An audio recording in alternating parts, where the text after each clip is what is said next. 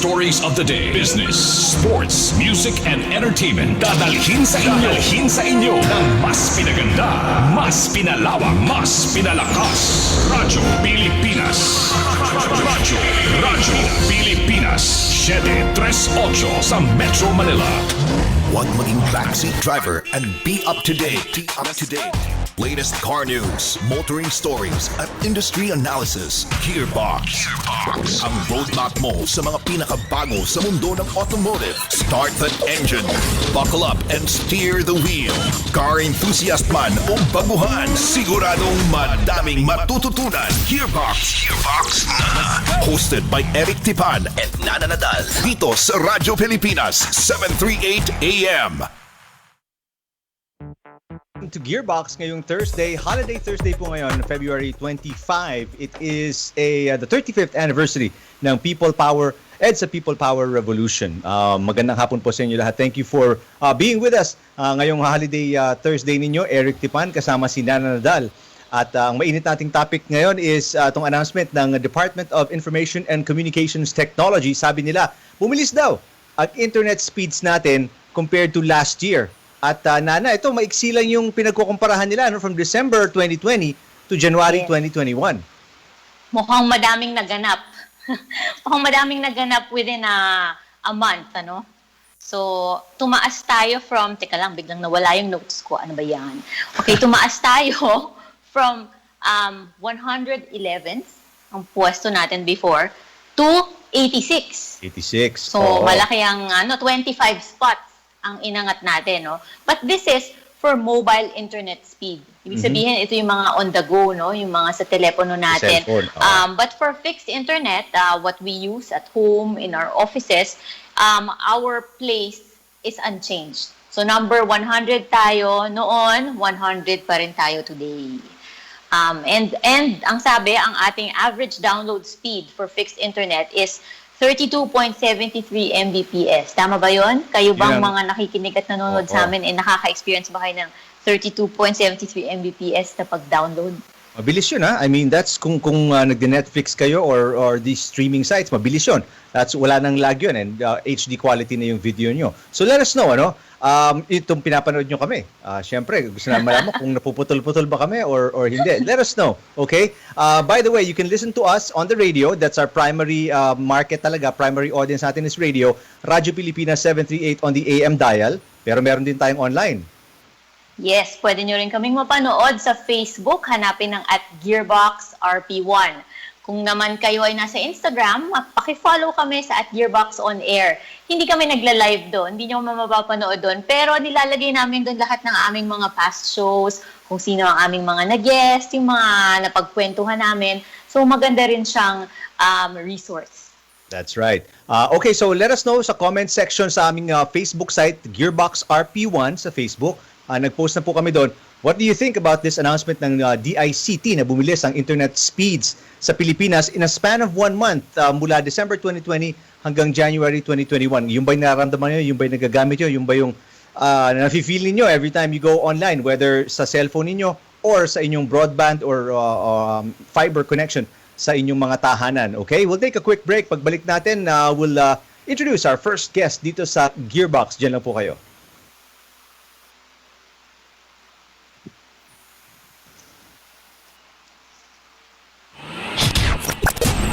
Todo na ang silinyador, forward, and speed up with Gearbox sa Radyo Pilipinas 738 AM.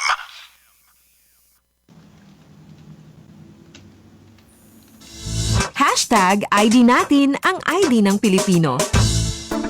Ano ang PhilID? Ang Philippine Identification of PhilID ay ang physical card na bahagi ng PhilSys. Makikita sa PhilID ang demographic information tulad ng buong pangalan, kasarian, date at place of birth, blood type at QR code kung saan nakapaloob ang PhilSys card number o PCN, piling demographic information at 2 fingerprints. #ID natin ang ID ng Pilipino. Isang paalala mula sa PSA, PCOO at ng himpilang ito. #ID natin ang ID ng Pilipino. Maaari bang ma-access ng ibang government agencies ang personal information ng registered person sa PhilSys nang walang pahintulot? Hindi. Ang PhilSys ay sumusunod sa mga polisiya at alituntunin sa pagproseso ng mga personal na impormasyon tulad ng Data Privacy Act of the Philippines at ang mismong batas ng PhilSys o ang RA 11055. Dito nakapaloob na ang pagbibigay ng impormasyong walang pahintulot mula sa may-ari ng data o hindi naaayon sa mga batas ay maaaring patawan ng multa o pagkakakulong. #ID natin ang ID ng Pilipino. Isang paalala mula sa PSA, PCOO at ng himpilang ito. #ID natin ang ID ng Pilipino. Anong ahensya ng pamahalaan ang magpapatupad ng implementasyon ng Philippine Identification System o PhilSys? Ang Philippine Statistics Authority o PSA ang ahensyang inatasang magpatupad ng pagpaparehistro sa PhilSys. Katulong ang iba pang kaukulang ahensya ng gobyerno na bumubuo ng PhilSys Policy and Coordination Council o PSPCC para sa whole of government approach. #ID natin ang ID ng Pilipino. Isang paalala mula sa PSA, PCOO at ng himpilang ito. Itodo na ang silinyador, forward, and speed up with Gearbox sa Radyo Pilipinas, 738 AM. Welcome back to Gearbox ngayong holiday Thursday. Happy people, it's a People Power Revolution Day sa inyo lahat. Eric, kasama si Nana, and we welcome our first guest of today. Mula sa Kia Philippines, sa kanilang presidente po, Manny Aligada is back on Gearbox. Sir Manny, magandang hapon. Ay, magandang hapon po sa inyo lahat. Great to have you back, sir. And first off, congratulations on a spectacular, kasi hindi alam pa siguro ng maraming mga listeners or readers, auto enthusiasts na for the past few weeks nagko-conduct ang Kia ng very safe and yet a lot of fun na drive. Yung Stonic nila ay pinahiram nila sa media, going to different destinations. May Batangas, merong Tagaytay, may Cavite, mga ganon. So, and it's been spectacular. For those na nakakabasa na, may mga lumabas ng release, it's a very fun car. It's a exciting drive. It's a very energetic ride. And you'll know more about that very soon. Kasi nakita ko kahapon, meron na namang briefing with some of the media members, and may parang 3-4 pang Stonic drive. So you're gonna hear a lot more about this car for the next few weeks. But congratulations, Sir Manny. Very successful and safe implementation of this drive. Pinag-uusapan nga natin off the air kanina na you guys, yung level of safety, you looked after the media, sinigurado nyo lahat negative testing, and then it's a small group all the time, kaya medyo maraming batches because of how you do. So, great job. Congratulations overall, and advanced congratulations on this Stonic. It looks like it's gonna, it will fall into place sa mga plano ninyo, which we'll talk about on the show today. Maraming salamat, Eric and Nana. Yes, that was a well-planned event that we did for the media friends, no? And it took us a little time because we had to be very compliant and very careful with the procedure, and we had to limit the participation to just a few at a time, and repeated several times. And in fact, we're about midpoint of the whole program. I can just imagine the logistics, no? Kasi usually, you are used to staging huge events, very nice events. And normally, we're only concerned with yung timing ng lighting, yung timing ng director, di ba? Yung pagkain, lalabas pa. Pero ngayon, medyo critical yung pinag-iingatan natin, no? We're watching for everybody's health. But I saw some pictures of this drive. Siyempre, kasi Facebook friends kami ni Eric, nakikita kong pinopost niya. Napakagwapo nitong Stonic. Yes, we had to be very careful because though we wanted to give everybody a chance to ride and drive the vehicles that we wanted to present, of course, there are protocols that we had to comply with. But it was possible. We coordinated very well with our partners. And of course, our media friends were equally excited because this is, I think, the first time that they had the opportunity to be out, no? Some differences though. For example, it was really a one-to-one setup. So meaning one driver, one car. The whole time. Right, kasi usually, During the di whole ba, day. mga 3 or 4. Yes. Oh, before. Oo nga. But yan, sila Eric, they were part of that. It was So a little more different. fun. Yes. Yes. Yeah. Para sa mga listeners na wondering what the Stonic is, Stonic is a subcompact crossover, and it looks smaller than how you see it, Kasi kahit ako nung una I thought it was a little bigger, but it's really a cute crossover. So maliit talaga siya. It's for the young yuppies, professionals out there. Start looking for your first vehicle and you want it to be a crossover. You could really definitely put yung Stonic into your list of things to check out bago kayo make ng final decision. But before Kaya pala nag-a-appeal sa akin kasi pang bata. Pangbata. So kung nakikinig kayo sa radyo, baka gusto nyong lumipat sa Facebook at Gearbox RP1 kasi pinapakita natin yung videos nitong napaka-cute at napaka-gwapong Stonic ng Kia. Now, Sir Manny, one of the new things about Kia, aside from the Stonic na nilaunch lang, what was it, October of last year, which by the way, it sold about 100 a month, mga 300 Yes. units in just 3 months. So, ang ganda talaga ng feedback with this car. But aside from the Stonic, you guys launched a new or unveiled a new logo nung Kia. Yung mga nanonood ng Australian Open, mapapansin nyo yung bagong Kia logo doon, Can you tell us about this? What's behind the design? What it means for the future of Kia? Oh, thank you very much for that information, Eric and Nana. The new logo is part of a global plan to reintroduce Kia to the world. You very well know that the whole automotive industry globally is going through a transformation stage.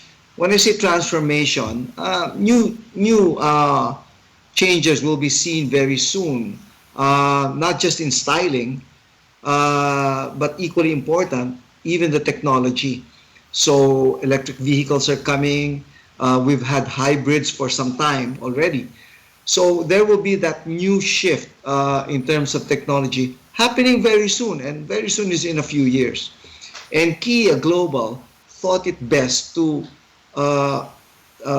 be an active player in the business, and the way to do that was to reformat and reintroduce the Kia Promise, So it used to be a Kia Promise surprise, we came out with a new logo because that is the icon for change and innovation. It really is the center of transformation. How different will Kia be after this new change? It's not just a new logo. It will introduce us into a very active movement for the brand, still being very customer-centric, but being very intimate with the intended buying public. So technology will play a very crucial role there. So transformation, you'll see the new logo is very fluid. It embodies the new brand purpose. So really new. It has a slightly younger image, Bagay na bagay sa atin, sir, that we can all relate with, correct? So medyo nagbata ng konti, because the younger image presumes a more active style or lifestyle, So that's the essence of it. And of course, technology will be a critical role here. We are going to be introducing a new series of vehicles. Many of them will be electric within the next few years. So that essentially is the repositioning that we have. Not just the logo, even our slogan, movement that inspires, because that is the essence of Kia today. We want to be together with our buying public and be part of the inspired life that everybody is looking forward to. You know how while you were explaining the new logo, we were showing the launch on the video on Facebook. So it was a world record apparently, no? That's launched world record for the most unmanned aerial vehicles launching fireworks simultaneously. Ang ganda-ganda nung launch. Goosebumps. Yes, and it's very timely because what the whole world went through in 2020, very unprecedented. We felt it was timely to be part of revival, the rebirth, no? And therefore, that new logo coming in and being launched in January should bring in new inspiration to everyone.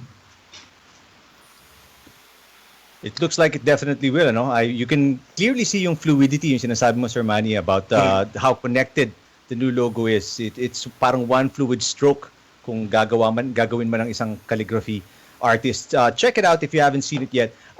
Now, in your recent roundtable discussion with the media last month, sir, you mentioned na Kia Philippines is relying, nakasandal kayo sa Soluto, yung K2500, and the Stonic para iangat yung Kia Philippines in 2021. How are these models doing right now, and do you have specific numbers? Well, yeah, those were our mainstays in terms of our performance for 2020. The difficult year of 2020.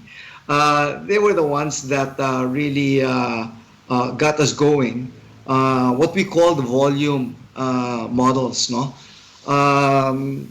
The three put together performed or delivered majority of the sales for the brand last year. Together, Stonic and Soluto alone were almost 60% already. Just the two. And considering that the Stonic was only introduced October 15th. That's right. And that shows you the promise and actually the inclination of the buying public to relate with this kind of a vehicle, the subcompact crossover. Lately, almost 2 months into the year, the move of the Soluto and the Stonic continues, no? And just the three, as I mentioned, they're over 3/4 already of total volume for Kia. Galing. Just for the first 2 months, almost 2 months of the year. So they will continue to be key players, no, very active players in our lineup of 11 models. So and they're not expected to play as much as everybody else because the others have their own segments to address. So can you just imagine if the other models pick up, how good it will be for Kia Philippines with yung mga subcompacts pa lang, subcompact sedan and the Soluto and the subcompact crossover, really getting a lot of attention in the market already this early in 2021. Correct. We noticed the behavior change in the buying public, no? From the time an interested buyer engages in terms of getting information, everybody lipat kagad sa sa mga websites, sa Facebook. The shift to the internet is really significant, no? And for obvious reasons, going into the dealerships was a clear issue for several months last year. And that's the reason why almost 80-85% of engagements with us, and not just us, with other brands as well, were really through the virtual media. No? So it's very important that you have your virtual platforms going, no? I went to your website last night, I think, and then nakita ko that you have an online showroom, yes. But what was new to me was the live stream showroom. Yes. So I was pretty impressed. Can you explain that to us, sir? Yeah. the live stream showroom is like going into a showroom, but it is streaming live, no? So we have started that with not all of our dealerships, no? We have selected a few to participate because it requires a different level of engagement, both for the buyer, the prospect, and the sales executive on the other end, no? So they can actually talk, and the sales executive can show live the features that the prospect can consider or would be interested to see. So it's not like just a YouTube video of the features. It is interactive. And I think this, while the pickup is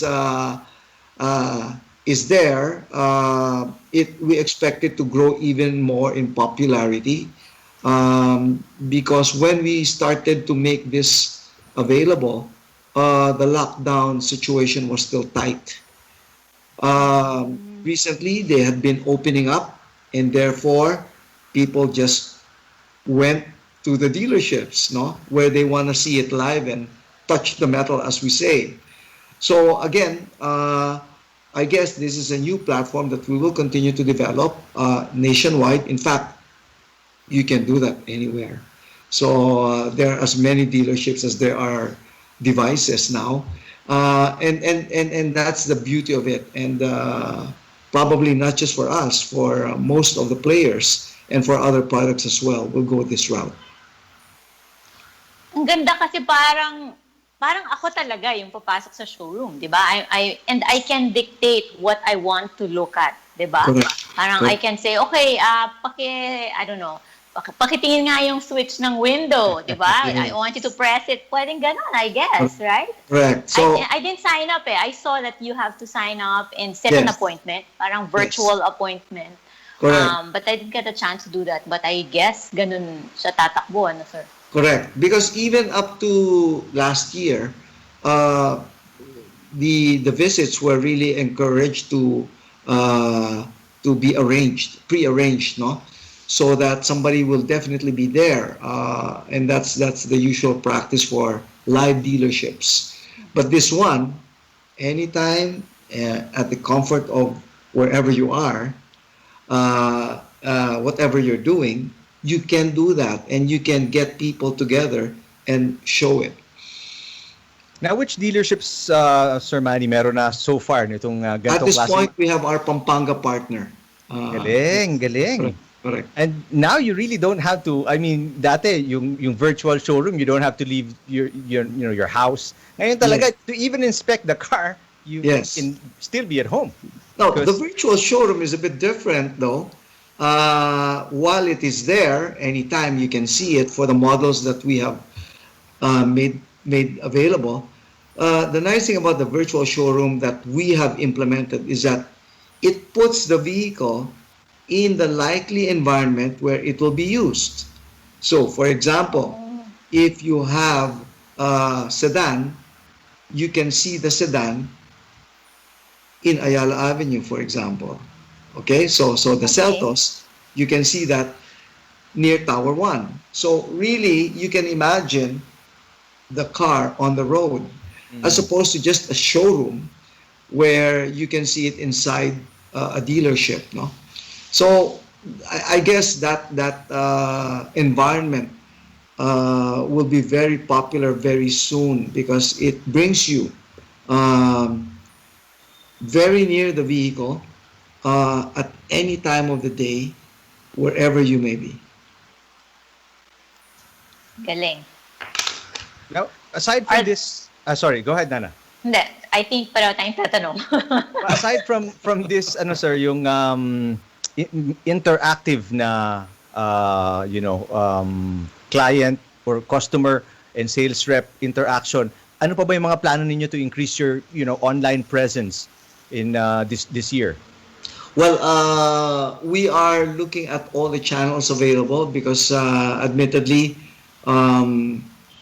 all segments now refer to online channels, no? So you have Facebook, you have Instagram. TikTok pa dyan, sir, in the future? Baka. Who knows? And then there's a lot of shifting even on relationships, no? When I say relationship, people relate with talents, no? So they have representations of the brand that they carry. Ngayon, you have influencers. So whoever may be closer to the segment that you are relating with, then there are influencers who can talk about the product. So there are many avenues, and it's not just, in fact, for us. No, everyone is looking into how these new channels can be best optimized. Very interesting. Facebook was very high before for a while, and the others catching up very quickly. Speaking of influencers, how about endorsers naman, sir? Meron ba tayong mga clues ng ating next K-pop artist dyan? Well, yeah, well, not at this moment yet, no. We're very active. Kia worldwide, Kia globally has been known to be very active in sports, no. Just recently, na-mention ni Eric, is the Australian Open. So we will likely continue to do that on a global scale. And using those properties here locally, because these are also very popular sports and events, no? And again, that is consistent with icons that we had been looking at for innovation and dynamism. So that will continue. May clue ba, sir? May mga letters ba kayo mabibigay? Hindi ba? Wala pa eh. Wala pa. I remember nung nagsimula kayo, one of the first bands you brought in was Blackpink, di ba? Yes, that was until last year when Blackpink was in a tandem with us. And that was pretty interesting because Blackpink, though they are a very young group, no? The range of reach was pretty wide. And that got me interested in fact with the K-pop. Oo. Di ba may mga, mga bago, may BTS, yung mga ganyan. Yeah. Ayun o, napao agad si Sir Manny. Parang pag-usapan na yan in the inner circles ng Kia. Well, The age group niya yan eh. Age group niya yan. Oo, member ako ng army eh. Alam mo? I watch them. Who doesn't these days, sir? I mean, especially now you have a lot of time. Everybody has a lot of time at home. Might as well sneak an episode or two. Definitely. Yes. But yeah, if we get one or Kia headquarters gets one, we will let you know right away. Are we looking at 2021, sir? Something like that? Hindi namin masabi ngayon eh. We haven't gotten feedback because the focus today is the rebranding now. Mm-mm. The launch of the new Kia initiatives, the new Kia movement that inspires program, no, was January global introduction. We will have our own local launch for that one very soon. We're just preparing because the rollout is being done across the different locations of Kia worldwide. Okay, so we look forward to seeing the new logo. Magkakaroon tayo ng Philippine launch niyan. Oo. Okay, that's something to look forward to, definitely. Yes. That's going to be a big shift para sa inyo. So looking forward to that. Okay, so I read about this Promise to Care. Is that part of what you will be launching? Yes, it will be an emphasis on the Promise to Care, something that we had kept even before, no? Because the Promise to Care is an integral part of the movement that inspires program, no? In substance, it only means that we're not just selling metal. We're not just selling the vehicles. We make sure that when you make a decision to buy a Kia vehicle, you will not be problematic when it comes to ownership. It will be supported very well by the distributor in the Philippines, in particular, through the dealership network that we are developing and expanding. So, immediately, in terms of product, no, yung promise to care, when you buy a Kia vehicle, it comes with a 5-year warranty. So we make sure that your vehicle will be taken care of over 5 years at least. That's the warranty coverage, or 160,000 kilometers. Also, it will come with a free 24/7 roadside assistance. Now, that we think is a facility that you don't want to enjoy. Yeah. Roadside assistance, ano? But it's good to Ayaw have. mong gamitin sana yun. Correct. It But gives it's you good to peace of have. mind. That's true. Kasi It's peace of syempre, mind. ah.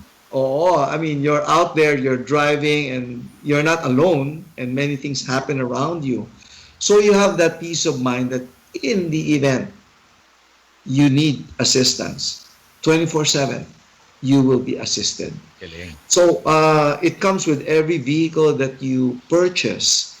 And of course, part of that program is the development that we've been having through our dealership network. Kasi you take out the car from the dealership when you purchase it, you bring it back to keep it moving, right? We've constantly been training the people who take care of the cars. No? So across the currently 40 dealerships that we have nationwide, and we're expanding that so that you can be nearer to the Kia brand, no? And Kia brand nearer to our buying public. So we are training our technicians, our people to assess, to fix, to repair, and we're tracking their performance. Parts, we're You're making training, it sir, right now? I mean, you're retraining your Yes. technicians? Wow. Correct. Oo. Since we took over 2 years ago, the Kia brand, there had been several service technicians across the dealerships that we have, no? And we are making sure that the certification process goes on. Oh. So that they're updated on the technology, because we brought in new technology in the cars we carry. So they're updated on technology, they're updated on equipment to assess and fix the cars. So we make sure that that is done. Requires a little bit of investment on the dealers, but that is needed for the peace of mind of True. the buying public. It's true. So tuloy-tuloy po yan. And you also So mentioned how yung spare nice parts. that it's not only the cars that are being upgraded, but also the people behind the folks brand. behind- Yes. Of course. Kailangan yun. We've also arranged, and I mentioned this to Eric when we were together a week and a half ago. Apart from the people, di ba? The vehicle, the people who are fixing it, the parts, we're making sure that they're in country and that they're available at reasonable prices. So ownership should not be a problem. How many dealers do you have currently, Sir Manny, and how many more are you gonna open up in 2021? Yeah, the count we have now is 40 locations nationwide. We are looking at adding at least 5 more this year. 5 more new locations. That's a lot. Yes, and the existing ones, because of the growth of sales, will also have to be upgraded. What locations itong bagong dealership, sir, is concentrated? We're looking at expanding even Metro Manila, because industry-wise, close to half of sales are really made in Manila. Sorry, Oh, wow. Metro Manila and NCR, no? So we have more dealers outside NCR. So we're gonna be expanding Here. Okay. in the NCR, but that is not also keeping us away from developing other areas outside. So ang view namin is, where there is a need, we look at the areas, and then we look for partners who would represent the brand and take care of our customers, and then we open. So 5 more dealerships this year. How about models, sir? Ilan ang madadagdag ngayong 2021? Yun yung tinatanong din ni Eric. Nahawa na ako kay Eric mga tanong niya. Oo, let me answer it in a way that will be safe, no? Because I don't want to overcommit, but we're looking at least 2 launches. And when I say launches, that means we'll have an event presenting a vehicle, no? I would call that the launch. So, safe ako, Eric. And Nana, I can be quoted. I said at least 2 launches this year. Very ambitious Pero yun, at sir. Malaki least, yun. so ibig sabihin, pwedeng maging more than 2. We hope. Kasi, again, what drives those decisions, of course, would be the economy, the performance of the economy, because that drives the purchasing power of our publics.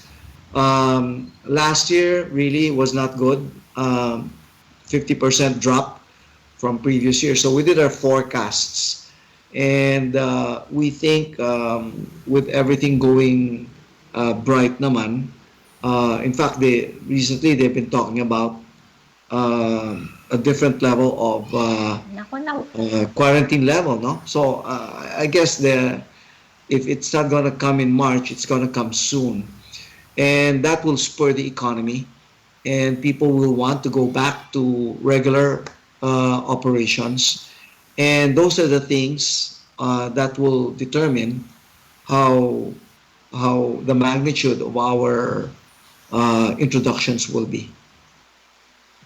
Can you give us a hint, sir, kung crossover ba to? SUV? Sedan? Sanay na Siguro, kayo kay Eric, sir. Oo. Well, the volume models are here already. The volume. So, ito yung volume, yung sinabi nating tatlo kanina, no? Which is the Stonic, the Soluto. But very interesting kasi when we do a product plan view, no, we look at the segments in the market and the uses for the vehicles. So from the entry level, so yung limited ang budgets nila, not as much as the others, no. So they want their own vehicle as soon as possible. So these are the young members of our working population. So ito, we have the Picanto, we have the Soluto, kung sedan ang gusto mo. And then we move into, kung gusto mo naman mag-jump beyond the sedan, gusto mo kagad ng SUV feel and look, no?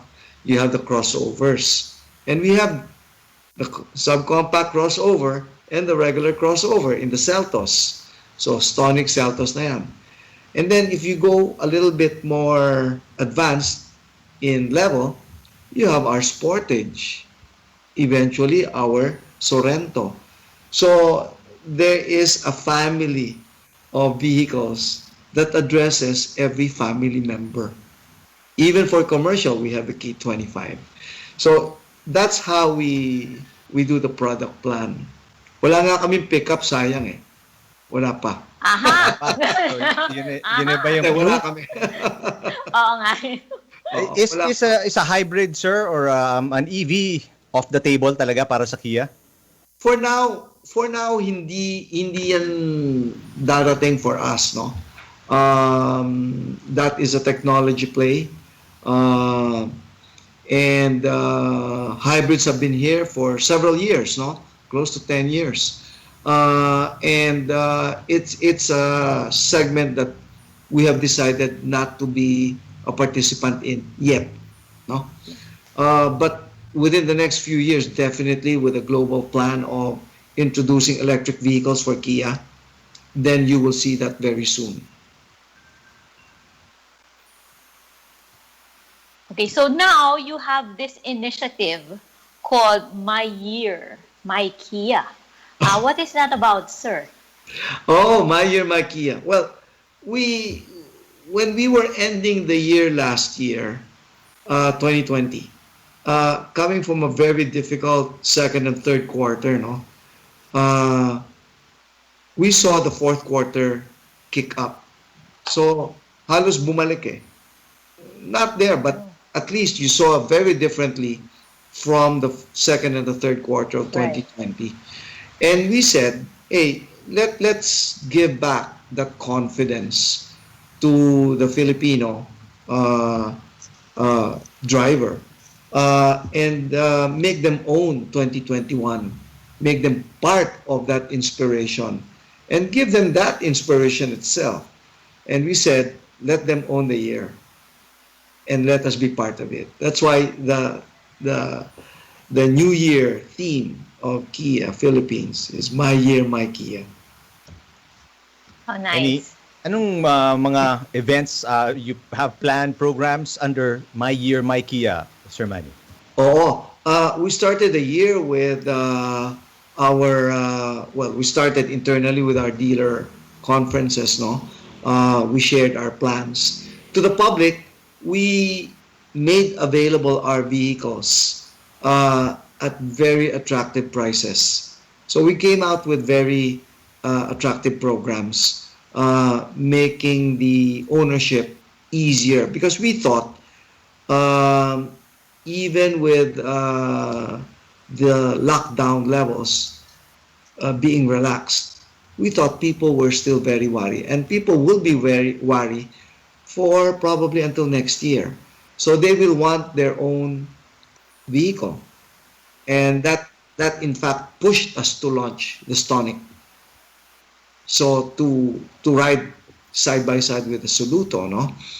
So we wanted to give the buyers a choice, and therefore we said we will help in making ownership easier, and that's the reason why we came out with very aggressive offers, good discounts, so that they can buy the choice models that they have now. We also talk to our bank partners. So critical kasi, especially for Yes. Oo, yung first car buyers, the younger Right. ones. Oo, yung up to less than 30 years old, that segment, a good number of them really want their own cars now because public transport, even Grab is a concern, taxi riding is a concern, no? So they want their own cars. So ipapa-finance yan. So we've been talking to our bank partners so that financing can be facilitated. So parang you've covered all bases. We always try to naman. Now, speaking of prices, sir, do you have any promos ongoing, upcoming na pwede you want to tease? Yes, we have very attractive pricing depending on the model that you would like to consider, no? For example, the Sorento 4x4 has the biggest discount now, over 400,000 for a beautiful vehicle. Laki nun. And then our family van, the Carnival, comes with over 100,000 discount now. And that we will continue. We're reviewing now kasi close of February now, no? We're gonna come out with our programs this March, actually by next week. Yeah, next week. We will be announcing further programs, no?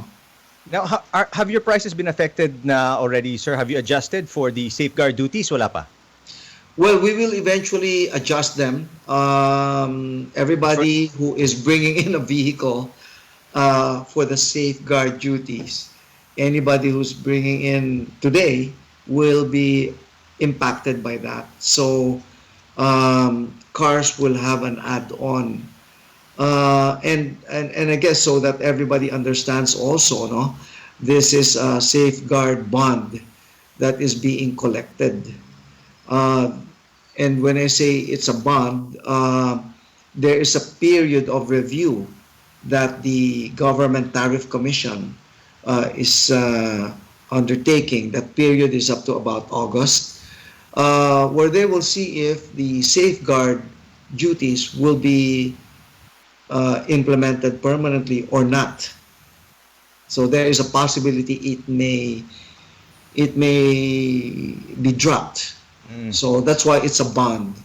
It is held in for the customer. It goes to the government, of course, not to the dealers, not to the distributors, not to the car makers. It goes to the government until that time when the government agency makes a decision on whether this will be good to go or will be dropped. Stop na. But for Yeah. now, yung mga stocks ninyo, sir, wala pa siyang safeguard duties. Yung na iba, meron na. yung iba, oo. Meron pa kaming stock, so they came in last year, so that's okay, no? That they will not be affected. The Stonics are coming in, so that will be affected by the safeguard duties. Mga gaano kalaki yung impact, sir? Well, technically it's 70,000, but that's the duty alone. There are add-on costs to that, so it will be more than 70,000. For some, the others 110,000, depending on the type of vehicle. So the way they will be communicated to the customer, I suppose, I propose is that they engage their dealership so that they can be told if the choice of model that they want is at a certain price point. The Stonics, because we sold them until now, they're selling, no? So the new ones that will be coming in will be affected.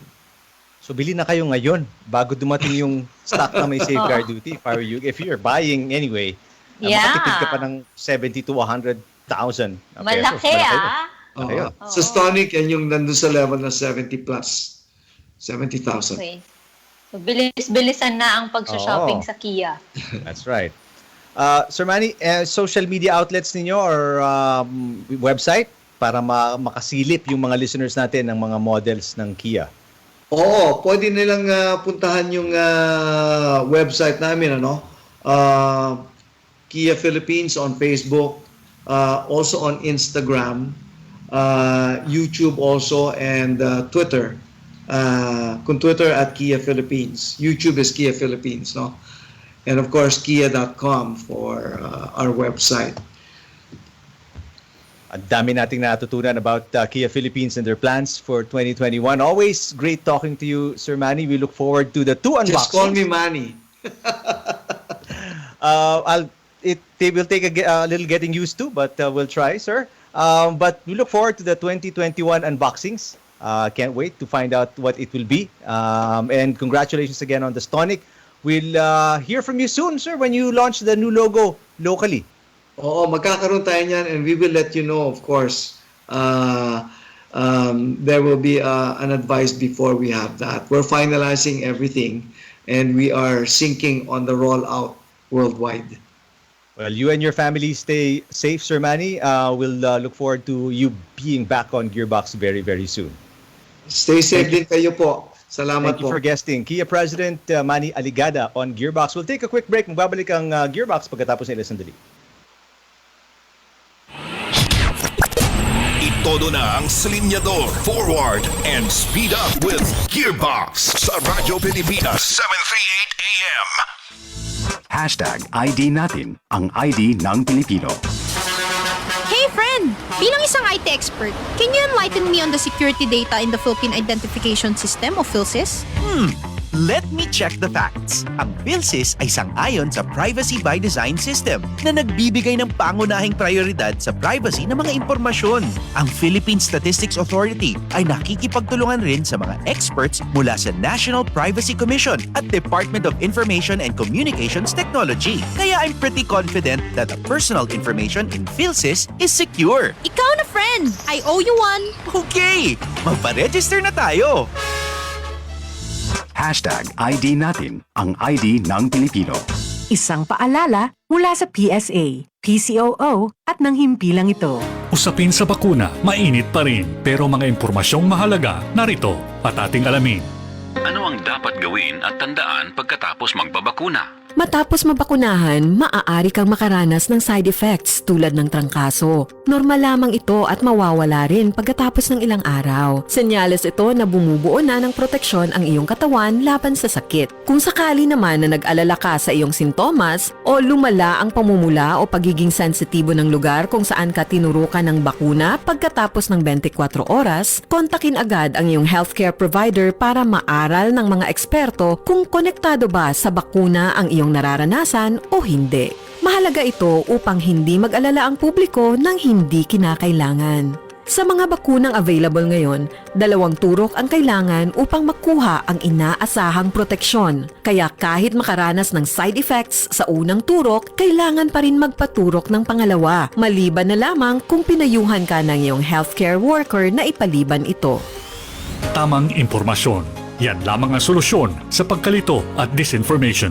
Tara sa Bida Vaccination! Isang mensahe mula sa DOH, KBP, PCOO, Philippine Broadcasting Service, Radyo Pilipinas, Republika FM1, Capital FM2 at Integrated News Team. #ID natin ang ID ng Pilipino. Teacher, ano po itong bagong ID system na tinatawag na PhilSys na nakita ko sa Facebook?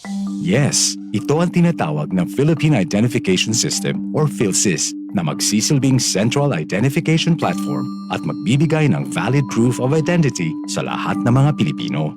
Paano po ito naiiba sa mga ID na meron tayo ngayon? Good question. Ang PhilSys ay magiging foundational ID system natin. Ang ibig sabihin nito, kapag kailangan mag-apply o makipagtransaksyon kung saan kailangan ng valid ID, ang PhilSys ay maaaring mong gamitin para dito.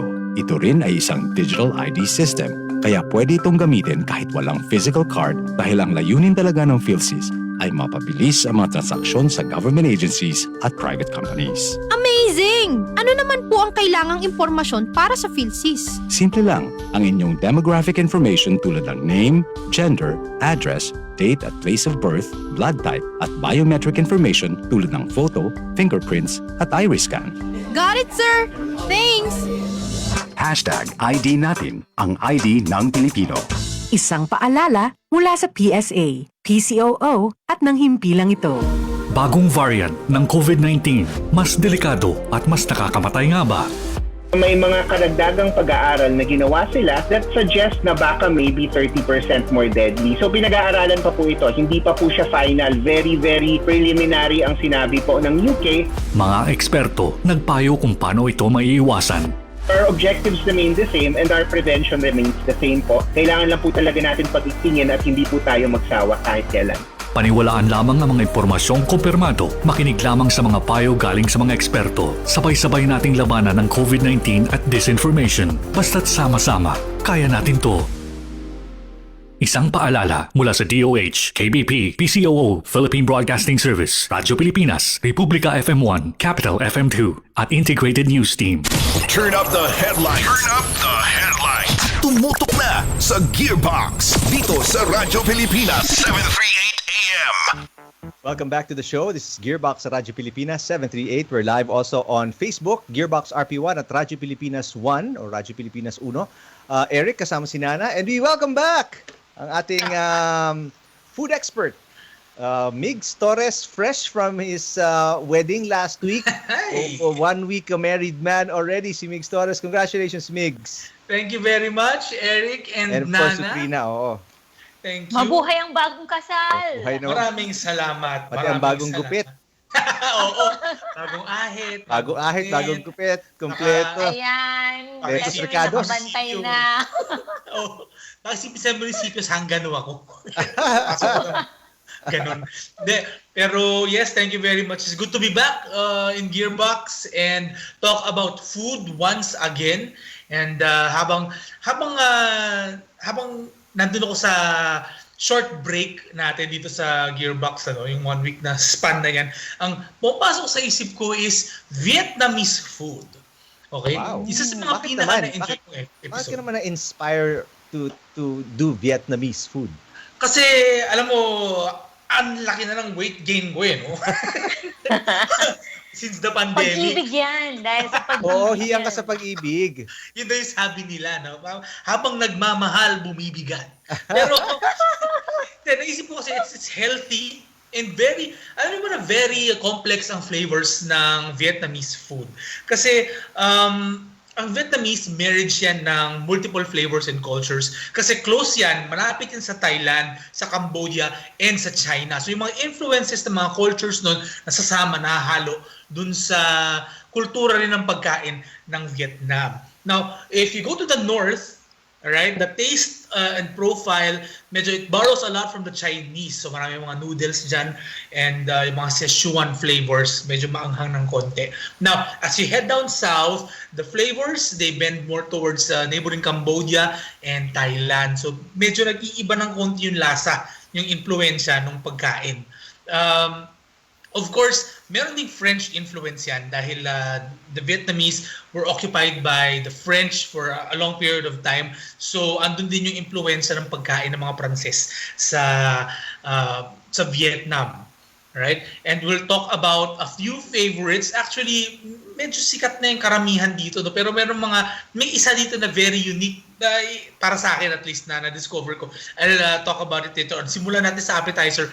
Spring rolls or actually hindi ko alam paano i-pronounce so hindi ko na lang i-attempt. Lumpia lang yan, bale, di ba? Spring rolls? Oo, spring rolls. Yung kanyang version ng lumpia. Pero ito, rice wrapper yung gamit nila. So clear and malambot. And talagang sarap, no? Nagme-melt sa dila mo pag ninunguya mo yung lumpia. And may laman yan na lettuce, meron din laman na cucumbers. Tapos may carrots and shrimp, usually shrimp and pork. Pero may may vegetarian option sila, may pescatarian option sila na pwedeng shrimp lang or walang karne at all. Usually ang kasama nitong dip ay gawa sa vinegar, asukal, rice wine, and garlic and chilies. Yan ang basa ko sa kanya guicon, pero hindi ko alam kung paano i-pronounce. Anong spelling? Guicoun.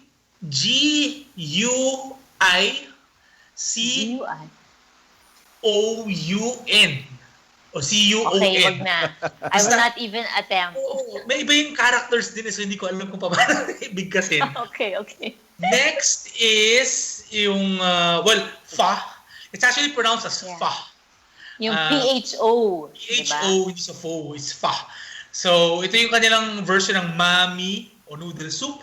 And, alam mo, very, very intricate or very curious ang history nito, no? Kasi na-occupy ng French ang Vietnam. So, yung mga French, they eat a lot of meat. And because of that, dinidiscard nila yung mga meat scraps na ginagawa ng mga resourceful Vietnamese chefs. What they do is, kukunin nila yung scraps, tapos gagawin nilang broth, hahaluan nila ng mga kung ano-anong spices. Doon na buo yung broth ng pho. Okay. Nilagyan na lang nila ng noodles. Palang kwento nun. Yes. Okay. Yung lasa nito, actually medyo I guess para sa mga Pilipino hindi sanay, weird ang lasa ng pho ng Vietnam because other than it being beefy, meron din siyang coriander or wansoy na medyo hindi masyadong gusto ng mga Pilipino yung lasa ng wansoy sa lahat ng pagkain. Next is sizzling rice pancake or hindi ko na sabihin ko anong pangalan niya, but it's BAHNXEO. Yun yung spelling niya. Bansyo? Bansyo, parang ganyan. Hindi ko alam yan. Hindi ako familiar dyan. Yes, actually, ito yung sinasabi ko na medyo na-curious ako. Kasi this is made of rice flour, coconut milk, and turmeric. Kaya yellow siya. Very interesting. Oo, may laman ito na deep-fried yan. Tapos may laman niya na ground pork and spices, onions. Tapos, meron siyang, on the side, meron siyang lettuce, meron siyang vegetables. Now, kinain ko siya, sabi ko, ay, bland. Walang lasa. May turmeric pero walang lasa? Oo, parang walang lasa. Yung pala... Wala kang sausawan, no? Ito, ginawa, yun pala yun. So may sausawan sila. Yung usual na Vietnamese na sausawan ng manamis na vinegar. Ang kailangan pala gawin mo, sinabi sa akin na isa nag-comment sa video ko, kukunin mo yung bansyo, yung pancake, irarap mo ngayon yun sa lettuce, tsaka mo i-dip, pagkatapos siya ka mo kakagatin. Doon mo nagkamali. So, I guess, salamat sa information. At least pag tinry namin ni Eric, alam na namin na kailangan pala ganun. So, pancake type to, tapos ibabalot mo sa lettuce? Ibabalot mo siya sa lettuce. Okay. Tapos sabay, I guess hahatiin mo ng maliliit, i-roll mo, parang ganun. Tapos tsaka mo kakainin, dip mo. Okay. Very interesting though, yung na-discover ko yan. Next is bancha or yung vermicelli noodles mixed with meat and vegetables. Now, this dish comes from the north in Hanoi, kaya medyo Chinese yung influences niya. And ito nakakabusog kahit mukhang konti siya, no? Akala mo konti lang kinakain mo, pagkatapos ang bigat. Yung bihon kasi ang bigat eh. Pero masarap yung pagkakamarinate sa meat and fish. Yung pinili ko is parang may meatloaf na kasama and fish. Simple meal, pero masarap. Malinamnam talaga ang bancha. And I encourage everyone to try it kasi usually ang tinatry ng mga Pilipino is pho. Or yung last natin, which is banh mi. Oh, yan, sikat yan dito, di ba? Sikat ang banh mi. Ito yung snack or pwedeng breakfast, ng mga Vietnamese.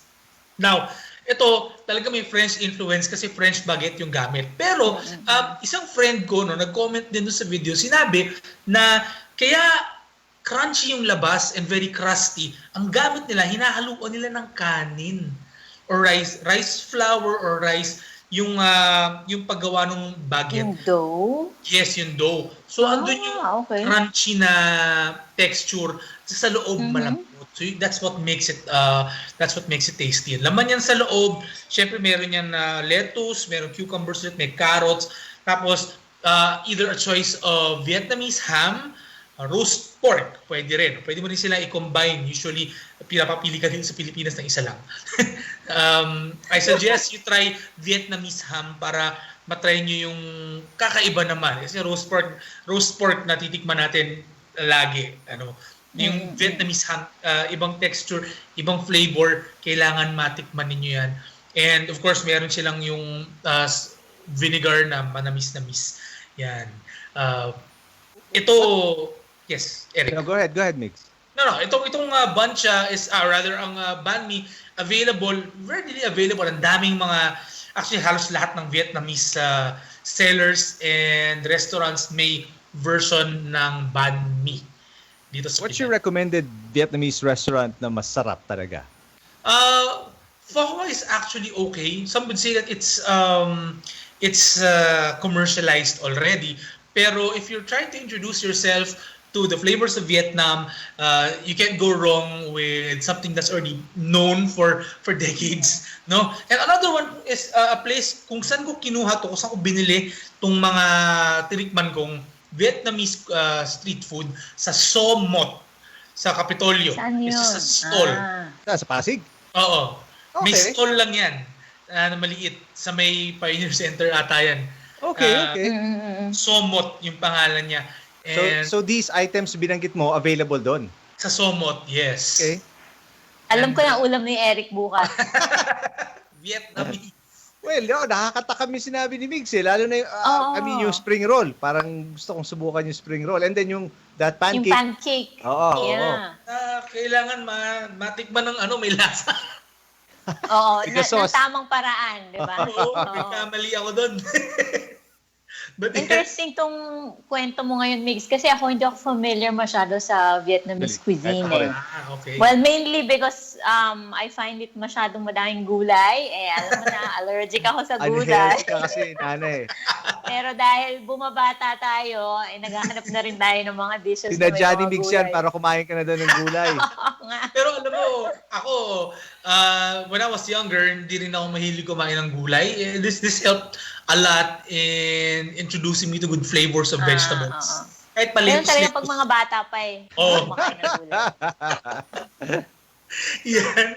If you guys want to watch the whole video, nasa Migs Torres Experience ito on YouTube. Just search for the title, Authentic Vietnamese Street Food. And don't forget to like the video kung nag-enjoy kayo. And also to subscribe so you won't miss out on the latest videos that come out every week.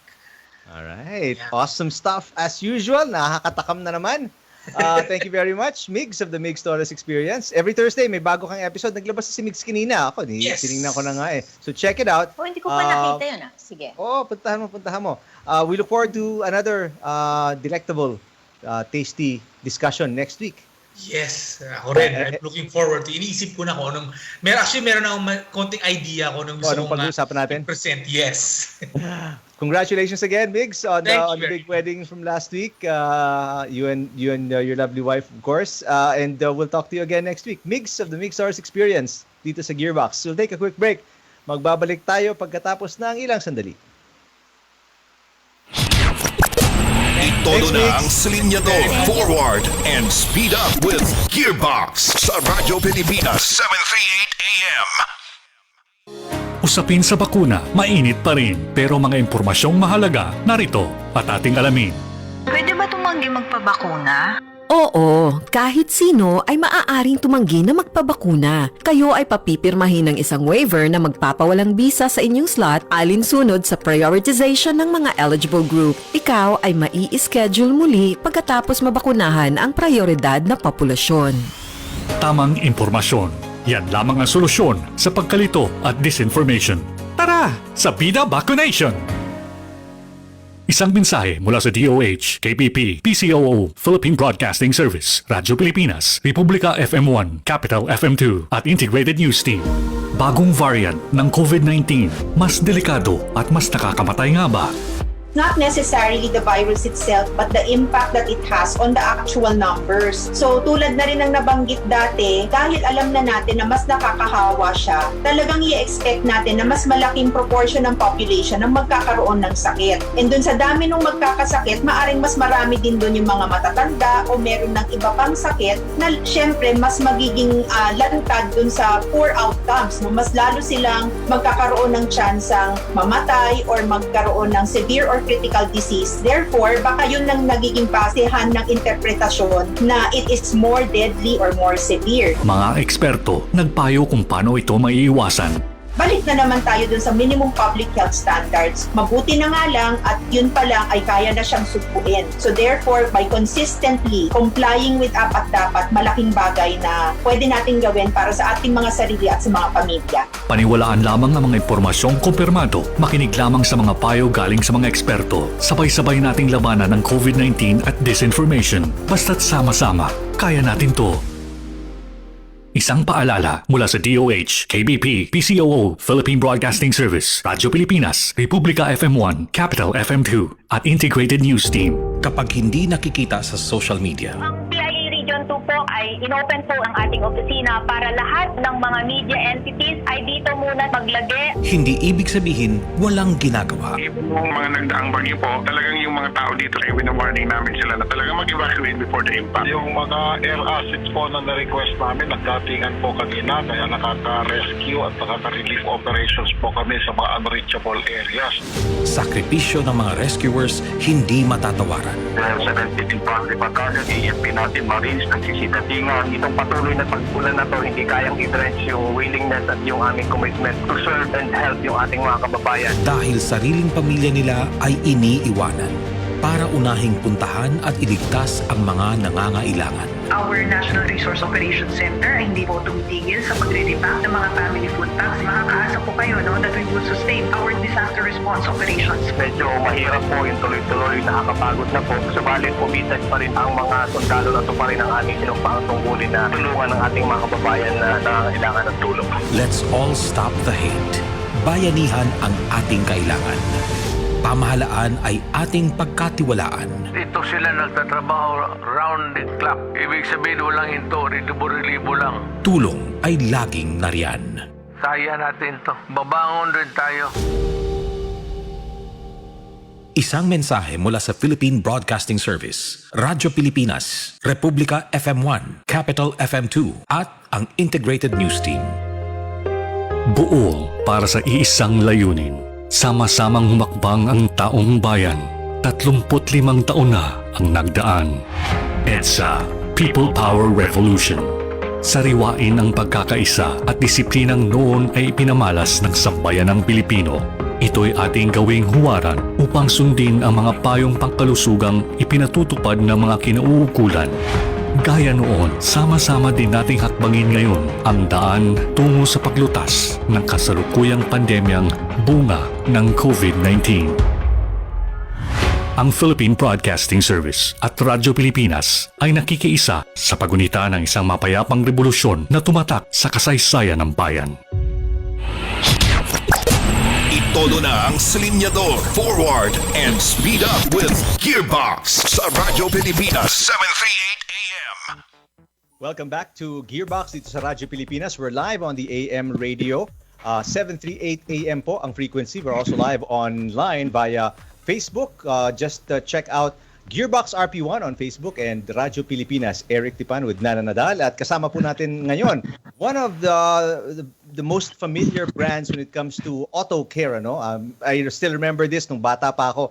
This is a brand na ginagamit na ng lolo ko, father ko, and up until now, it's still widely accepted and used by so many motorists. Ito po ang Prestone. At kasama po natin mula sa kanilang brand department, brand manager Monique Gonzalez and the Prestone product consultant Lawrence Rodriguez. Welcome to the show. Prestone Philippines, the leading manufacturer of cutting-edge coolants and brake fluids in the country. Thank you for being here with us tonight. Thank you, Eric. Thank you for having us. Good evening also. Ako naman ang exposure ko sa Prestone, like nakikita sa mga stickers, decals ng race cars, di ba? Yes. Today, Nana, marami kang matututunan. Oo nga. Umpisa na Yeah. no? Marami tayong pag-uusapan. Oo, umpisa na. Si Eric kasi, mas matanda sa akin. Pero, the brand has been around for how many decades? Kwento nga natin konti lang kung ano bang origins and history. Right. So you're correct. Prestone is more than 90 years old already. It's an American brand known primarily for its anti-freeze or coolant. So in the cold climate countries, it's more an anti-freeze product. But here in Asia, it's more known as a coolant. And then over the years, it has evolved and expanded its offerings beyond coolant. But here in the Philippines, mas sikat ang Prestone actually for its brake fluid. So mapa-jeepney driver, mekaniko, or private car owner, yung talagang Prestone brake fluid yung kilala nila. And given the importance and the reliability of a brake fluid, Prestone has become synonymous to safety and protection as well over the years. But recently, we brought in more products, more innovations under the Prestone brand because, of course, we want to provide better safety and protection for the vehicles for consumers. So now we have also motor oils, we have other fluids, and you asked earlier, where did these products come from? We do have a plant here. We produce the brake fluid .4 and the coolant, but some products we also import. Like the motor oil is made in Singapore. The other fluids are imported from the US. So you mentioned na you have a lot of products and you brought in even more. Isa-isa kaya natin ito, paano ba ito nakakategorize? Kasi may mga narinig ako, brake fluid, coolant, naku, wala akong alam dyan. Ako yung type na nagmamaneho lang, tapos hindi ko na alam.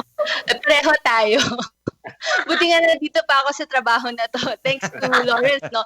He was actually, first day ko at work, siya yung una kong nakausap and he briefed me about it. And that's why he's here. So, Sir Lawrence, take it away. Mas maniniwala sila sa'yo kaysa sa akin. Okay, thank you, Monique. Miss you so much. So when it comes to car care or preventive maintenance products of Prestone, so first, alam naman natin lahat, kilalang-kilala yan when it comes to brake fluid, no? So, yung part ng brake fluid is a part of brake system na kung saan nakasalalay ang buhay natin.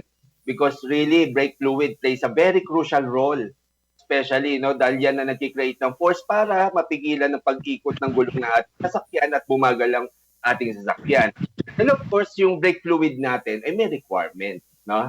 So yung requirement ng brake fluid natin, since yung friction created from the braking system, well, of course, any fluids will do kasi hydraulically operated naman yan. But of course, kailangan talaga mataas ang brake fluid, boiling point, no? So hindi ka agad-agad kumukulo. no, ang brake fluid, hindi nakakapagpamaga ng rubber parts at the same time dahil because of most of the parts ng braking system natin are made of rubber parts. And most of all, it should be lubricant na hindi pinagmumulan ng kalawang. And most of the motorists, no, na ayun nga po, nagiging problem, no, is because hindi nagpapapalit ng brake fluid every year. Now, it's crucial because yung brake fluid po natin, dahil unang-una po sa lahat, it's hygroscopic, meaning mabilis mag-absorb ng water. So pag nag-absorb po ng water yan, well, yung water na yon, yung moisture, ay pagmumula ng kalawang dun sa ating braking system wherein mag-i-stack up na yung brake parts natin. So mas malaking problema ang dadalhin instead of just replacing the fluid here. And at the same time, what is good about Prestone brake fluid is the high boiling point talaga.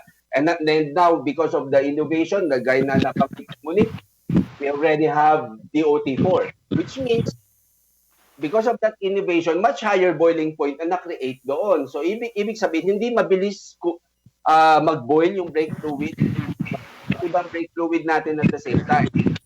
So yung about brake fluid. At the same time, we also have coolant, no? Teka, a few questions lang, Lawrence. Ano? So, do you still offer DOT3? Yes, sir. Meron pa DOT3, rin. we still have DOT3 because most of the vehicles were using DOT3. But the modern vehicles now, they requires more about products na yes, mataas na boiling, mga racing cars, mga sports cars. cars. Much higher boiling point because the difference between DOT3 T4 is much higher boiling point as DOT3. Tama. Now, yung sabi mo kanina, every year kailangan mag-flush ka ng brake fluid. Okay, because, so it's 1 year or mayroon bang equivalent na milyahe? Actually, sir, most of the manufacturer really recommends every 40,000 kilometers or 2 years. or 1 year. But of course, huwag na natin pabutin doon. Much better kaya nga po preventive. Because normally at a year, it normally absorbs 3.7% of moisture. So before that, na higher pa yung accumulation ng moisture, much better na magpalit. Mura lang naman po ang brake fluid. That's right. So diba? it's either 40,000 or better earlier, within a year. Yes, sir. Yes, sir. Okay. Okay. Better. So before, after brake fluid, binabanggit mo naman yung coolant naman. Yes, ma'am yes, Nana, no. We also Prestone also have coolant, no. We're in kasi sa pananaw ng karamihan, no, especially most of the technicians, no, na yan daw pinagmumulan ng pagbara ng actually yun ang old school na yun, no. Old school. So madidinig mo yan sa mga nagre-repair ng radiator. They always say that yung mga coolant nakakabara ng radiators. Yeah, nakakabara ng radiator. Old school, but they really don't know the benefits of the coolant. That's why manufacturers normally recommend coolant. We need to use coolant to protect our entire engine. No? Right. Bakit? Kasi po, yung coolant natin is not just to prevent the overheating because of its high boiling point, but of course, it also prevents rust. Yun po talaga. Kakalawangin. Kasi yes, sir. Yung fins ng radiator mo, kinakalawang yan sa katagalan eh. So, yes, sir. Paano pag pinalawang yun, di ba? Mag-accumulate. Yun yung babara. Yes. Sa radiator mo, sa mga hoses. Yan nga po yung mga cases na kung tutuusin, lahat nagawa ko na.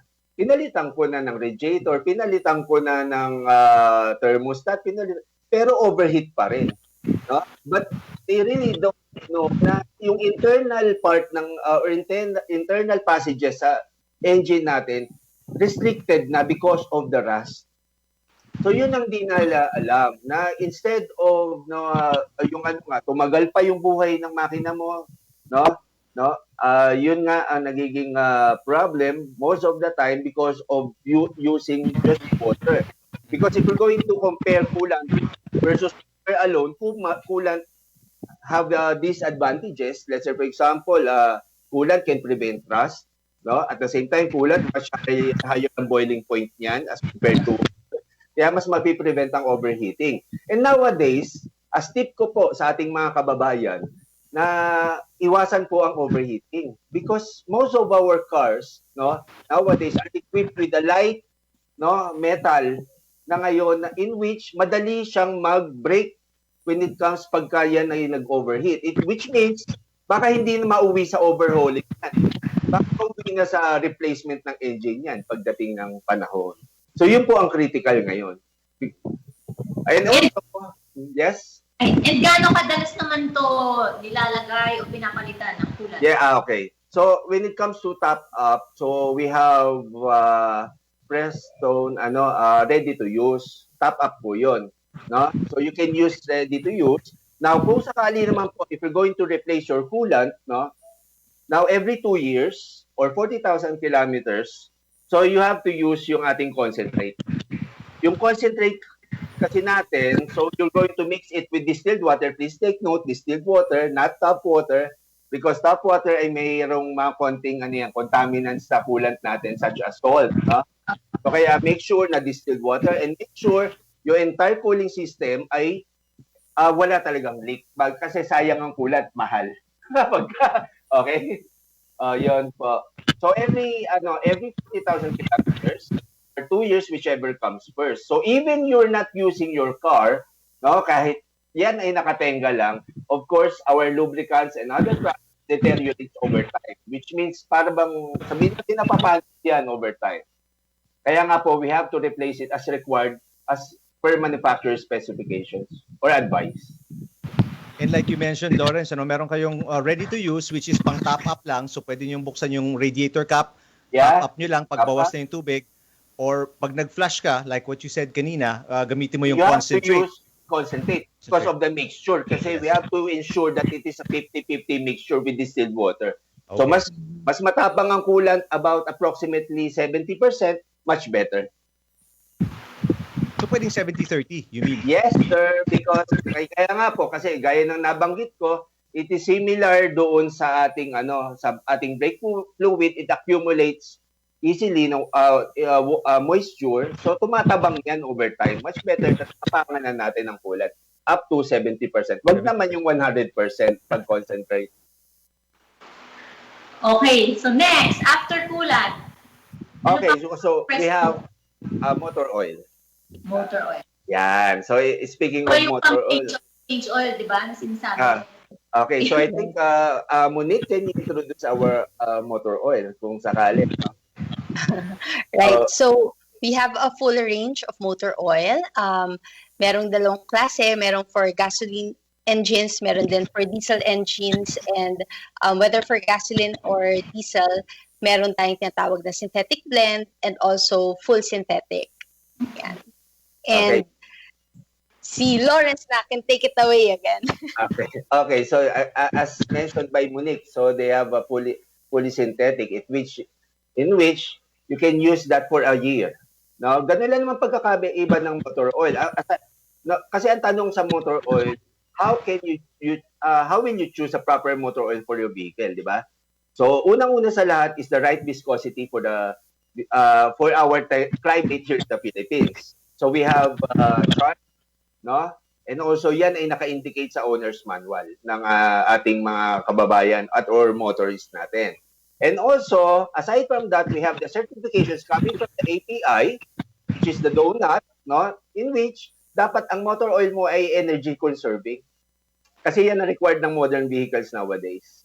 Which means, baga, yung previous motor oil natin, so medyo, kumbaga, sabihin natin medyo magaspang, in-improve yan, naging mas fine, ni-refine hanggang siya ay masatisfy niya yung requirement ng new technology nowadays and modern vehicles nowadays, in which dapat fuel efficient. May kinalaman po kasi ang motor oil in terms of fuel efficiency. So that's why they have the fully synthetic, in which the difference of the fully synthetic is ang fully synthetic natin kahit tumagal up to 1 year. No?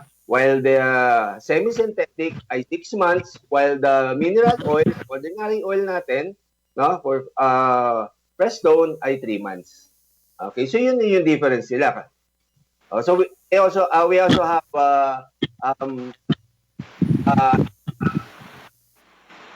motor oil for gasoline, no, motor oil for diesel engine. And you cannot interchange, no? So pagka yan po ay sinabi na pang gasoline, you should use it for gasoline lamang. Magkaka-problem tayo doon because diesel engine requires another characteristics ng motor oil. Kaya nga po si Prestone, no, create ng motor oils exclusive for gasoline and exclusive for diesel. But of course, we have to follow the API rating, American Petroleum Institute, which yun ang pinakakailangan ngayon to make sure that your product is really meets the requirement of the modern vehicles manufacturers. Now these motor oils, Lawrence, available na siya in most na mga casas? Yeah, I'll step in. So currently, our products are distributed mostly in the auto supply shops. It's not readily available in most casas. Usually, the casas would have their own brand. So if they want a Prestone product, they can easily find it in auto supply shops or even the modern hardware shops in the malls, like yung mga Ace Hardware, True Value, meron sa mga ganon. That's good. So they carry the entire lineup, yung mga oils, mga lubricants, mga engine oils, meron na. Yes. Almost all of the preventive maintenance care products. Almost all. So we have ATF, automatic transmission fluid. That's right. Oh, may power steering fluid, Power may steering oil additive. fluid. Yes. Oil additive din kayo, no? Anti-leak, no? So kompleto na. Okay, pero kailangan, diba, genuine na Prestone. Kasi meron yatang mga fake na lumalabas. Tama ba yun? Yes, true. The consumers need to be more careful in choosing their Prestone products. Unfortunately, it happens, and typically it happens for brake fluid. And yung brake fluid pa naman yung pinaka important talaga when it comes to safety. No, we really call the brake fluid a life-saving product. So how would they know if it's authentic or not? The advice is, of course, to first check the product. I mean, usually yung mga copy or yung mga fake, parang hindi maganda yung printing ng produkto. Minsan, if you read the back label, wrong grammar or wrong spelling. But the pinaka-basic that you really need to look for, whether it's Prestone or another brake fluid brand, is to look for the PS standard mark or the ICC sticker. So PS standard, PS mark is Philippine Standard Mark. ICC is Import Commodity Clearance. So this is issued by the Bureau of Philippine Standards, which is a branch of DTI. So ito talaga yung tatak, no? This is the consumer's guide and assurance that what they purchased is certified quality and safety product, that it conforms to the Philippine national standards. So yan, this is mandatory for brake fluids because, as I've said earlier, the brake fluids are considered essential to saving a life or avoiding serious accidents. So para lang siyang yung very controversial car seats that are coming out. So kailangan talaga dumaan sa Bureau of Philippine Standards. Yeah. In addition, Monique, packaging pa lang very obvious na. Yes. Diba? So, usually, hindi pantay-pantay. So, kitang-kita talaga. Yes, because kung tutingnan nyo, Eric, yung bottle, so hindi siya madibilis mayupi. But packaging pa lang is very obvious na kung yan ay... That's good to know. At least yung mga mamimili, yung mga nakikinig, yung mga nanonood sa atin sa online, madali para sa kanilang masabi. Kasi obviously, like what we mentioned kanina, matagal na brand na ang Prestone dito, kilala na, trusted. So kahit pa paano, may idea ka na kung how it looks like. So pag medyo madaling mapansin na hindi orig yung hawak mo. Pero yun kung ikaw mismo yung bibili. Tapos ikaw ang magdadala dun sa talyer or sa mekaniko. Pero katulad namin ni Monique, hindi na namin tinitingnan kung ano ba yung mga yan. Mahirap, di ba? So you have to go to a trusted mechanic rin, ano? So yung mekaniko kailangan okay din. Correct. Para mo siyang doktor. Doktor talaga siya ng sasakyan mo. It's someone you will trust your life with. Oh yeah, especially for your braking system, ano? I mean, that's probably the most important, one of the most important features ng kotse mo is to stop. I mean, because if you can't stop, then you will definitely get into an accident. Kung di man kotse mo, baka buhay mo ang, you know, ikaw masasaktan mismo. So, it's very important that you use the proper brake fluid. Kunin natin kay Lawrence na, no, para straight from yung product consultant niyo. What are the dangers pagka peke ang nabili mo, peke ang nilagay mong brake fluid, Lawrence? Ano bang mga scenario na pwedeng mangyari sa'yo, pwedeng mangyari sa fluid? So, well, of course, sir, if you're going to use fake products, of course, yan titipirin yan. Diba? So, number one, ano ang requirement ng brake fluid? Let's say, for example, dapat mataas ang boiling point. Okay, so yun, isang bagay na yun na napaka-importante sa braking system. Sorry. Now, let's say, for example, no, pagka-less, kasi yun lang naman ang magiging pagkakaiba niyan. So, lower quality, which means lower boiling point, which is very critical. Let's say, for example, you're going down from, Talisay. Let's say, for example, Tagaytay, Talisay, no? Frequently, you will use your brake system. And of course, excessive heat na mapurproduce ang brake system. What if you're going to use a lower quality product in which mabilis siyang kumulo? What will happen? Pag kumulo yan, magbabubbles yan, ang efficiency ng braking system mo, well, of course, matidegrade yan.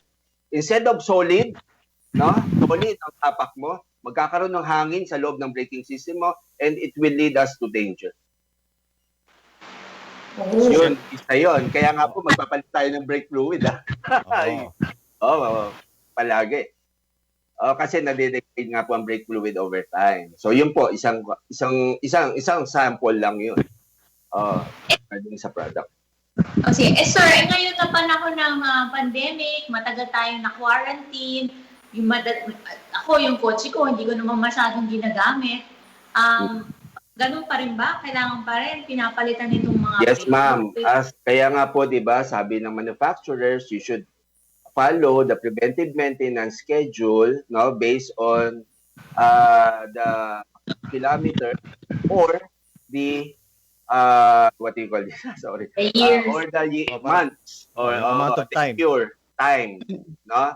Kaya nga sabi nila usually Japanese cars normally requires 3 months or 5,000 kilometers, whichever comes first. So bakit po whichever comes first? Kasi nga po, yung mga fluids, lubricants, nadi-deteriorate yan over time. Kumbaga, parang fuel yan. Let's say, for example, if you're going to examine fuel, no, lahat naman products ng lubricants galing sa same base, no, oil. No? So parang napapanis din yan. So well, of course, parang kasi yung fuel, pag yan ay naiwanan mo, for example, 1 year sa iyong sasakyan, hindi mo siya pinaandar, no? Well, of course, yan ay magre-result into poor, no, performance ng iyong sasakyan. Iba amoy, di ba? Parang panis na amoy pagka yan in-experiment mo. I'm sure si Eric alam yan, no? Yung mga ganong cases na nakakaamoy siya nung tinatawag ng mga mechanics na panis ang gasolina mo. Yan. So, yun yung po. So wala naman pong lubricant na sinabing for long period of time na gano'n, no, for kaya nga po nire-require tayo, we should always follow the procedures based on the manufacturer's, no, requirement or specification. Yeah. Kailangan na inaalagaan ng kotse. Nana, ito pa, tip ko sa ating kababayan, no? Kahit during pandemic, kahit siguro once a week, dapat i-move natin yung vehicle natin, i-start natin yan. Very important yun. Kasi baka mag-stock up yung, say for example, lahat ng moving freely, mag-stock up yan. Pagka hindi. So dapat at least once a week to charge the battery, to free up yung ating braking system. So sa tip lang yan sa ating kababayan. If the pandemic, hindi nyo gigamit sa sasakyan, required po tayong i-move yung sasakyan from, no, at least once a week. Kailangan mag-exercise din po ang mga kotse natin. Nakuha mo, Nana. Mag-exercise din. Mag-exercise din ang sasakyan. Now, Monique, meron kayong isang CSR program called Anak ng Mekaniko. Is it still ongoing, and can you tell us about this? Yes, it's still ongoing. The Anak ng Mekaniko Scholarship Program is a CSR project that we launched when Prestone celebrated its 90th anniversary. So we chose 9 scholars nationwide. We supported them with a 4-year college degree at STI, and they were allowed to choose any course that they want to pursue. So we launched this program as a way of giving back and recognizing the important role of the mechanics, not only for Prestone, but also for the auto care industry in general. As I've said nga earlier, para silang mga doktor natin eh. So they are our unsung heroes, and sila talaga yung tumutulong sa pag-alaga ng sasakyan nila. So with this program, we hope we were able to at least help fulfill the dreams of at least 9 students or 9 families. Okay. And yeah, we are so happy to update you also that the kids are now on their 3rd year. So isang taon na lang gagraduate na sila. So hopefully wala nang pandemic para meron kaming grad party.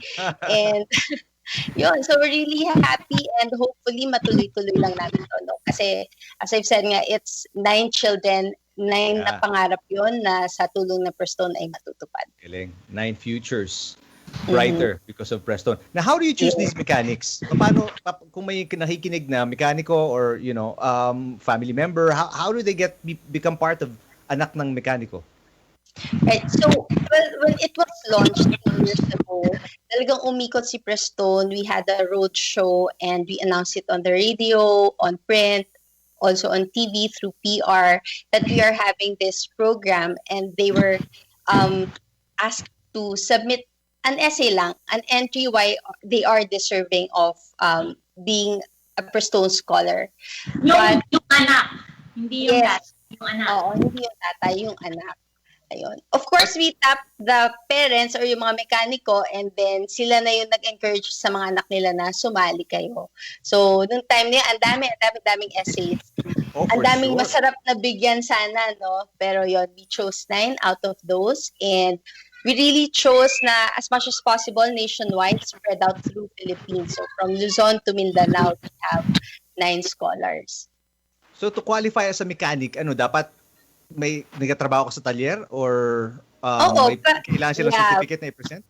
Correct. We just asked the mechanics to submit a proof, kahit na testimony lang sa barangay nila or in the talyer that they work for.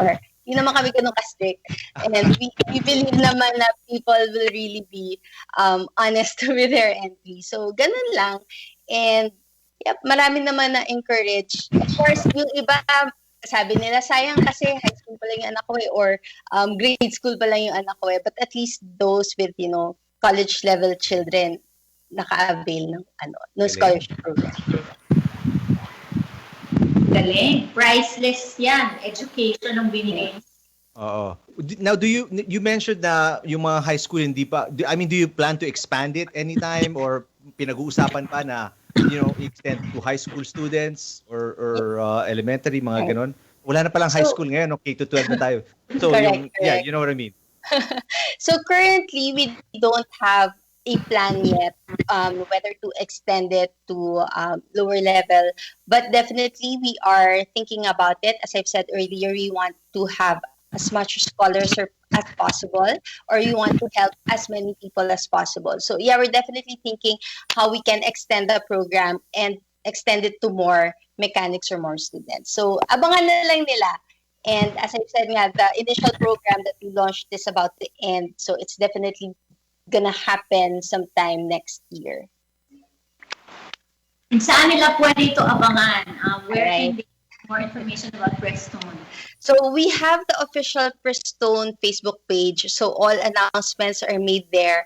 We also have a community page. It's called the Tatak Prestone community page. Actually, that one is more for the Prestone loyalists, Parang it's something that we started, but we really leave it up to the community to engage in conversation. So we do have announcements on both Facebook account. So it's both the Prestone official page and also the Tatak Prestone community page. So yun, they can join the community page, they can like the Prestone page, and the news will always be there. And of course, understanding na yung mga mekaniko baka wala silang Facebook. Of course, when the time comes, we come out with print ads also, radio ads, maybe through Gearbox later on. Yeah. And the website is prestone.com.ph. Yes. Yes. How about promos, Monique? Yung alin, sorry? How about promos? Do you have? Yes, promos. We always have promos. We have a lot lined up right now. Actually, kakatapos lang nung Prestone with free face mask promo namin. Now we replaced it with Prestone with free Clorox wipes. Because hindi nyo alam, but Prestone is a local jewel of Clorox Philippines, the company. So since, we provide safety in the homes, why not bring it to the cars also? So we are bundling Prestone with Clorox wipes. And yep, they can definitely watch out for it in the auto supply shops, in the modern trade stores, and even in Lazada. We have a Lazada official store. They can find us there. We participate in the mega sale of Lazada. The birthday sale is coming up soon, so abangan na lang nila. Add to cart na yan si Nana for sure. Yes. At least dito sigurado, authentic yung bibili mong Correct. Important. Oo. Well, definitely informative. Maraming natututunan yung mga motorist natin about how to use your products and the lineup ng produkto ng Prestone ngayon sa Pilipinas. Maraming salamat, Prestone Product Consultant Lawrence Rodriguez and Brand Manager of Prestone, Monique Gonzalez.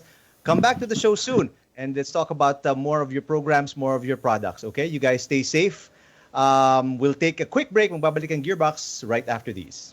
Thank you, Eric. Todo na ang silinyador, forward, and speed up with Gearbox sa Radyo Pilipinas 738 AM. Usapin sa bakuna, mainit pa rin. Pero mga impormasyong mahalaga, narito at ating alamin.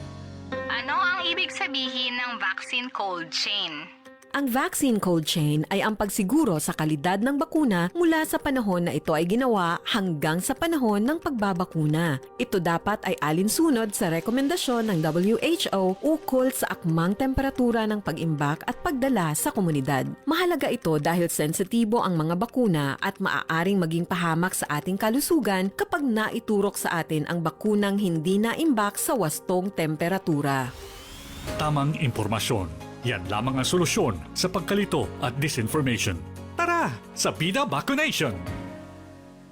Isang mensahe mula sa DOH, KPP, PCOO, Philippine Broadcasting Service, Radyo Pilipinas, Republika FM1, Capital FM2 at Integrated News Team. Buol para sa iisang layunin. Sama-samang humakbang ang taong bayan. 35 taon na ang nagdaan. EDSA, People Power Revolution. Sariwain ang pagkakaisa at disiplinang noon ay ipinamalas ng sambayanang Pilipino.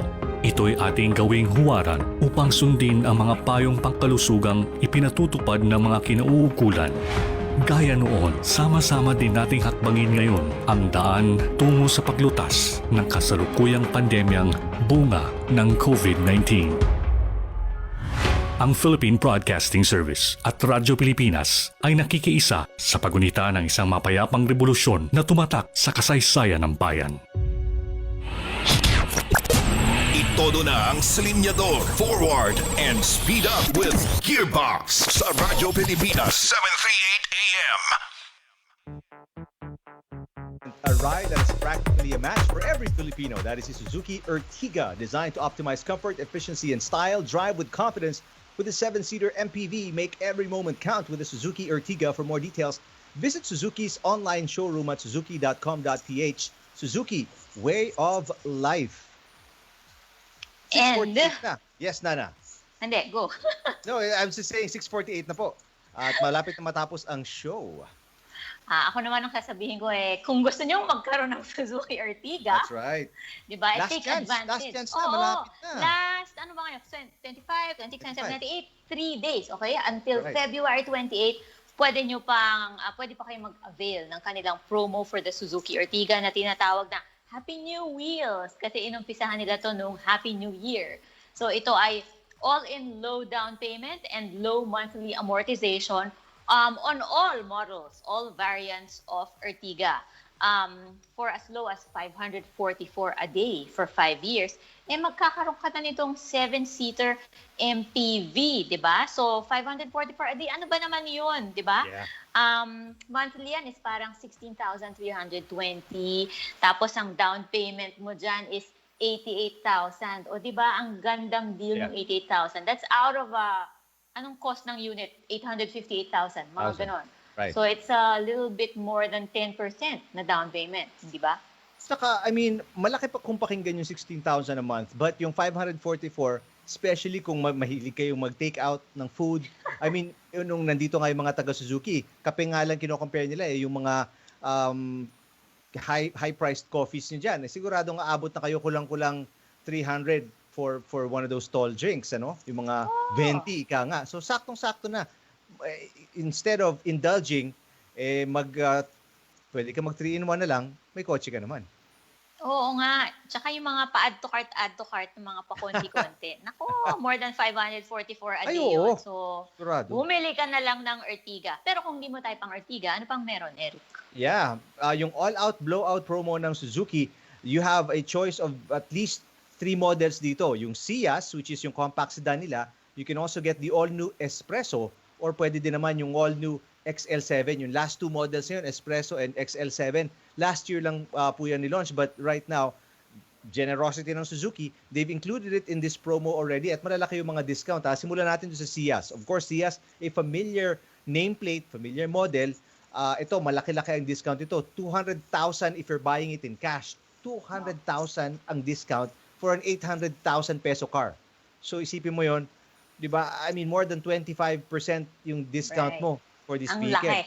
Ang laki nun.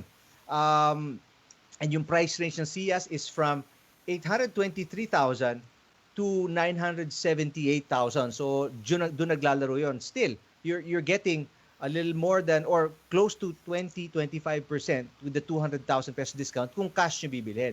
But ang down payment nito, all-in low down payment price of 10,000 for the GL manual transmission. So para may idea kayo. Now, kung gusto niyo nung GLX, which is one of their higher-end models, ang all-in low down payment nito mababa pa rin at 40,000 pesos. Okay? Down mas payment, mababa pa nga dun sa sinabi mong 10,000 eh. Yung GLMT, 8,000 lang. 8,000. Diba? Ang galing. 2019 model. Kasi may GL model na 2018 at 2019. So, okay. Yung pala pinagkaiba nun. Depende sa year model na kukunin mo. But yes, tama si Nana, may mas mababa pa palang low down payment. Under 10,000 is 8,000 pesos for a compact sedan. So, hindi ka na magkakamali dyan for sure. Kasyang-kasya 5 sa inyo. Sigurado dyan. In your family. Tsaka matipid, ano, ang Ciaz. Right. Oo. It's one of, actually, mga Suzuki, one of their mga things na madidinig mo. Ako, pag nakakasakay ako sa mga TNVS, yun ang sinasabi nila. Not just of the Ciaz, kahit yung Ertiga and the other models, matipid daw sa gasolina talaga. And aside from the Ciaz, binanggit ko kanina, Espresso. No? Espresso dito medyo mahal kasi it's an all-new model. 32,000 ang discount mo for cash purchase. 49,000 for the all-in low down payment. 49,000 lang yung kailangan mo i-down. Now, for the XL7, 65,000 ang cash discount if you're, again, buying it in cash. But if magda-down payment ka, yung installments, 120,000 all-in low down payment. O, diba? At ang ibig sabihin ng all-in low down payment, kasama na yung insurance, chattel mortgage, and LTO registration fees. Wala nang mga secret na wala nang susurpresa sa inyo pagka time to pay. Diba? Walang fine print. Kung ano yung sinabing amount, yun na yun. Okay, ngayon, kung ang gusto mo naman ay yung Desire, meron din silang promo, 'di ba? So it's also all-in low down payment for all Desire variants for financing transaction. So 29,000 ang pinakamababa for the new Desire GLMT. So that's only 405 per day for 5 years. Monthly yun, kung gusto nyo idea, mga 12,000 something. Ito, mababa monthly yun. amortization. Oo. Tapos ang cash discounts naman for the Desire, naglalaro sa between 55,000 to 90,000. Malaki pa rin because ang presyo, ang SRP ng Desire between 549 and 708,000. So huge discounts. And paalala namin sa inyo, last chance nyo na, it's because hanggang end of February lang to. And February is until 28, tama no? Hanggang 28 lang. 3 days to go. Yeah. So take advantage of these really great promos mula sa Suzuki. Okay, hindi kayo magkakamali dyan. 6:54 already. This time brought to us by the Suzuki Ertiga. Stylish, bold, and elegant. A ride that is practically a match for every Filipino. Ito po ang Suzuki Ertiga, designed to optimize comfort, efficiency, and style. Drive with confidence with the 7-seater MPV. Make every moment count with the Suzuki Ertiga. For more details, visit Suzuki's online showroom at suzuki.com.ph. Suzuki, way of life. And that is it for the show today. I hope you enjoyed your holiday. Bukas, balik-pasok na naman po lahat ng empleyado. Thank you to our great crew sa studios, Orly Lopez, Jemar Trocamora, Marvin Toledana, and F. Gaitos. Galing nung implementation ng ating mga collaterals for our guests. So, advice namin sa inyo, always watch online because you get more for, mas maraming information. Visuals, that's right. So, have a great weekend, everybody. We'll see you again next Thursday for Nana Nadal. I'm Eric Tipan. Balik natin sa studio for the news brief. Pagdating sa pinakabago at mainit na trends, mapamotoring, teknolohiya o lifestyle man, isa lang ang programang dapat pakinggan. Gearbox. The latest products, in-depth coverage, reviews at interviews with the leaders and decision makers sa industriya. Gearbox. 2 oras na siksik ng impormasyon tungkol sa mga paborito ninyong sasakyan, gadgets, at pati na rin mga pang-araw-araw na bagay that make our way of life just a little better. Gearbox. Hosted by Eric Tipan and Nana Nadal. Every Thursday, 5 p.m. to 7 p.m. Dito lang sa Radyo Pilipinas, 738 AM.